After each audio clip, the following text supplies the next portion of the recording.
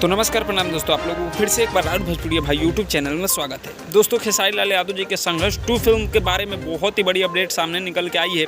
आप लोग वीडियो को लास्ट तक देखते रहिए, मैं आप लोगों को विस्तार से समझाऊंगा कि आखिर क्या अपडेट सामने निकल के आई है। उससे पहले मेरा नाम सूरज पासवान है, आप लोग देख रहे हैं राउत भोजपुरिया भाई। दोस्तों, आप हमारे चैनल पर नए हैं तो चैनल को प्लीज़ सब्सक्राइब कर लीजिए, क्योंकि ऐसे ही अपडेट वीडियो आप सभी के लिए लाते रहते हैं। तो चलिए दोस्तों, बताते हैं आपको कि क्या संघर्ष 2 फिल्म के बारे में अपडेट सामने निकल के आई है, इस वीडियो में जानते हैं।